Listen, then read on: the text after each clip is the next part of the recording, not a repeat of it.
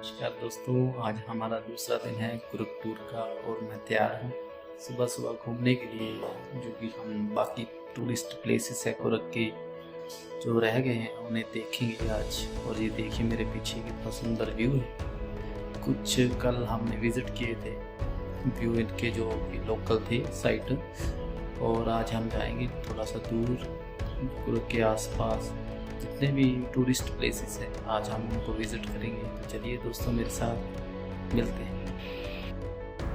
तो दोस्तों हम चले हैं अपने पहले व्यू पॉइंट मंडल पट्टी की ओर। कहते हैं कि सनराइज़ का नज़ारा यहाँ से देखने में बहुत अच्छा लगता है दोस्तों। आज मौसम ख़राब होने की वजह से पता नहीं हम वो नज़ारा देख पाएंगे या नहीं, फिर भी हम चले हैं, सुबह सुबह निकले हैं इस नज़ारे को देखने के लिए। और काफ़ी सारे पर्यटक इस रास्ते पर जा रहे थे इस नज़ारे को देखने के लिए, और हम भी उनके साथ जा रहे हैं। रास्ता थोड़ा सा मुश्किल है पर मज़ा आ रहा है दोस्तों, चलिए मैं मेरे हूँ साथ। कुर्ग में और यहाँ मैं कोई व्यू पॉइंट देखने आया हूँ। तो जो लोग कहते हैं कि साउथ में फॉग नहीं होती और ठंड नहीं होती, ये देखिए दोस्तों यहाँ पर फॉग ही फॉग है और बहुत ज़्यादा ठंड है। तो सभी जो दावे थे वो गलत हो गए कि यहाँ फॉग नहीं होती, यहाँ ठंड नहीं पड़ती, या सब कुछ है भाई, फॉग ही फॉग है यहाँ पर और ठंड भी बहुत है। तो दोस्तों जब हम मंडल पट्टी व्यू पॉइंट पर पहुँचे तो चढ़ते हुए सूरज के दर्शन तो नहीं हुए, पर वहाँ हमें फॉग ही फॉग देखने को मिली। कुछ नहीं नज़र आ रहा था आसपास में, पर बहुत ज़्यादा टूरिस्ट सुबह सुबह इस व्यू पॉइंट को देखने आए हुए थे और बहुत अच्छा लग रहा था दोस्तों। जून के महीने में हमें फॉग देखने को मिली और तेज़ हवा, बहुत ज़्यादा तेज़ हवा चल रही थी जिससे ठंड भी लग रही थी। और ये उसका रास्ता है दोस्तों, बहुत ऊंचाई पर जाना पड़ता है और इतनी ऊंचाई पर पहुंच जाते हैं हम कि आसपास में जो पहाड़ हैं वो नीचे रह जाते हैं और हम काफ़ी ऊंचाई पर आ जाते हैं। और बहुत ही अच्छा व्यू पॉइंट है दोस्तों। जब कभी आप कुर्ग आओ तो इस व्यू पॉइंट को देखने ज़रूर आना। ये शहर से थोड़ा दूर है, इसलिए यहाँ पर स्पेशल जो जीप हैं, कारें हैं, वो इनके द्वारा चलाई जाती हैं, जिनका प्रति व्यक्ति किराया 700 रुपये होता है।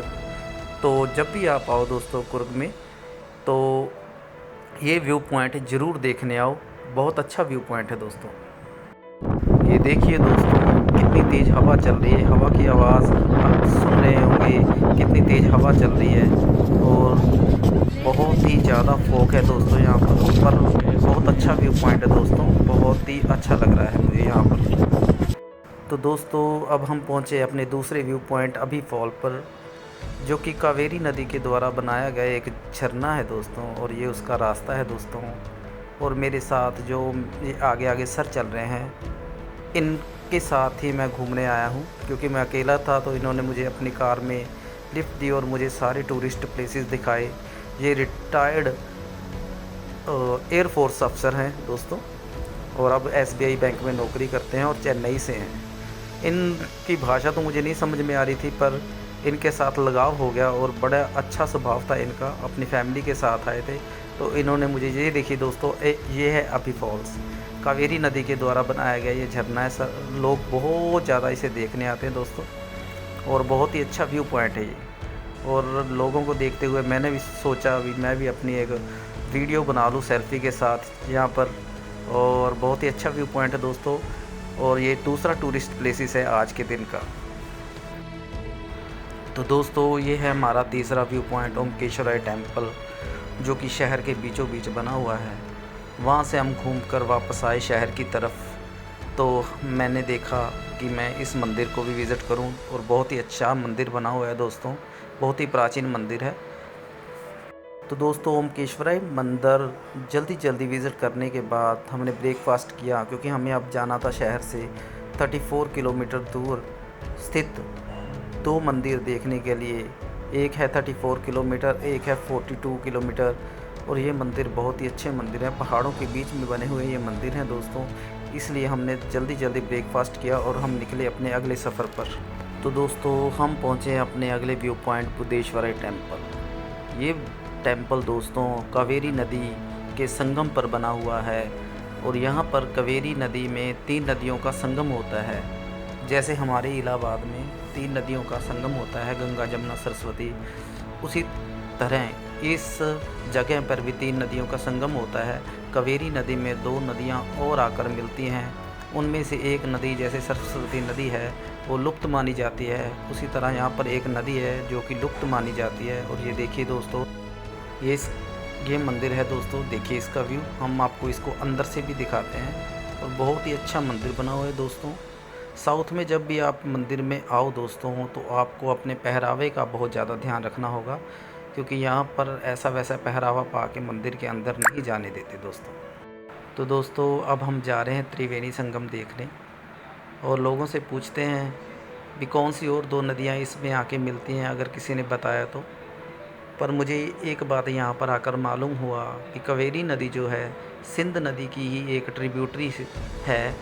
कहते हैं कि ऋग्वैदिक काल में पंजाब को 7 नदियों का देश कहा जाता था और वो 7वीं नदी जो है वो कावेरी नदी को ही माना जाता है कि कावेरी नदी सिंध नदी की ही एक ट्रिब्यूटरी है।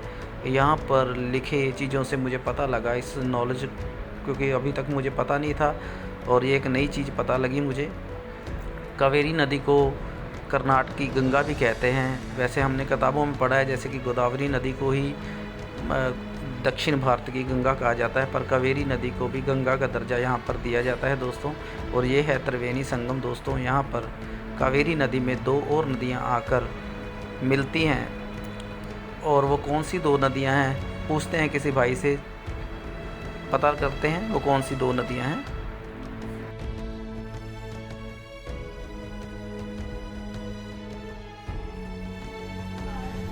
कौन सी नदी का संगम? कन्निका और सुज्योति। हाँ, तो 2 नदियाँ कौन सी हैं, वो लुप्त है? गुप्तगामी नहीं बोलता है वो, कन्निका और वो सुज्योति है ना, वो दोनों भी लुप्त है, ये सब कावेरी में आके मिलती कावेरी है। में आके मिलती है। ठीक है सर, थैंक यू सर।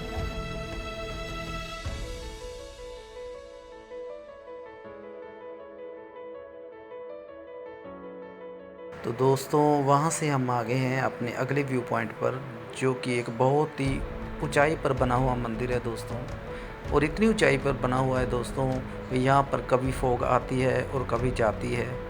पीछे सारे ऊंचे ऊंचे पहाड़ हैं और पहाड़ों के बीच में ये बना हुआ मंदिर है और सारा कुर्ग यहाँ से नज़र आ जाता है दोस्तों। इतनी ऊंचाई पर बना हुआ मंदिर है ये, ऐसे लगता है दूर दूर के पहाड़ यहाँ पर नज़र आते हैं। और इसे कावेरी नदी का जो कहा जाता है जन्म स्थान भी कहा जाता है दोस्तों। कावेरी नदी का जन्म स्थान यहीं पर हुआ है दोस्तों।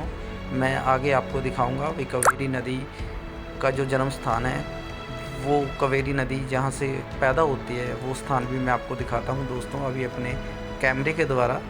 पर ये बहुत ही अच्छा व्यू पॉइंट है दोस्तों और बहुत ही अच्छा मंदिर बना हुआ है। ये देखिए दूर दूर कितने, और ये है दोस्तों कावेरी नदी जिसका पानी आकर गिर रहा है यहाँ पर, और इसे कावेरी नदी का जन्म स्थान बोला जाता है दोस्तों।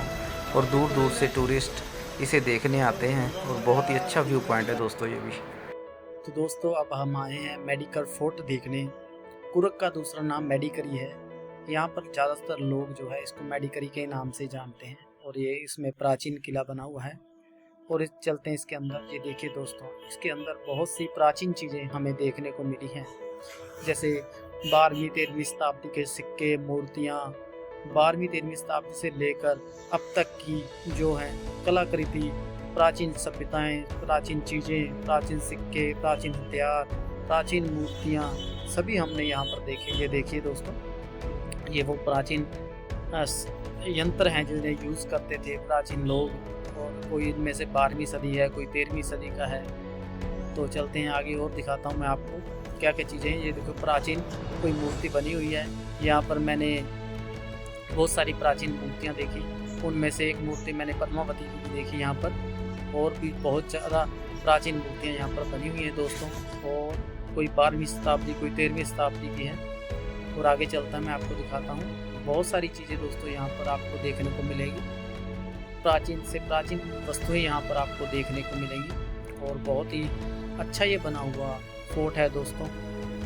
इस इतिहास के साथ साथ आप इसे घूमने के लिए भी इंजॉय कर सकते हैं। यहाँ पर आपको बहुत सारी जो चीज़ें देखने को मिलेंगी दोस्तों।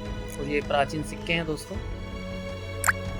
और ये बहुत सारे प्राचीन सिक्के हैं जो कि पुराने समय में, उनमें से कुछ सिक्के तो हमने देखे होंगे, आज के बच्चों ने तो वो नहीं देखे होंगे।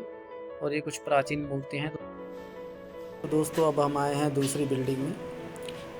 ये किले के अंदर की बिल्डिंग है और यहाँ पर कुछ बोर्ड से लगे हुए हैं और उन पे लिखा है कि जो हमारी विश्व धरोहर है यूनेस्को द्वारा, जो कि भारत में जो यूनेस्को द्वारा विश्व धरोहर है, उनके बारे में यहाँ पर जानकारी दी गई थी। और ये बाहर का दृश्य है दोस्तों, किले के बाहर का, और बहुत ही अच्छा दृश्य है दोस्तों। ये देखो, ये प्राचीन कोई जो किले को चारों ओर से घेरे एक दीवार बनी हुई है दोस्तों, और लोग इन पर चढ़कर सेल्फियाँ कर रहे थे और बहुत अच्छा और शानदार व्यू देखने को मिल रहा था दोस्तों। तो दोस्तों सारा दिन घूमने के बाद अब मैं डिनर करने के लिए आया हूँ एक होटल में। इसके बाद मैं अपने रूम में चला जाऊँगा और आज के दिन के जितने भी साइट हमने विज़िट किए वो सारे आपने खूब इंजॉय किए होंगे मेरे साथ। और अगले दिन मैंने जाना है कुछ और व्यू साइट देखने के लिए और मैं आपको ले चलूँगा अपने साथ। इतने आप भी इंजॉय करिए अपनी लाइफ को और यूँ ही देखते रहिए। वीडियो को लाइक करें और शेयर ज़रूर कीजिए। शुक्रिया, थैंक यू।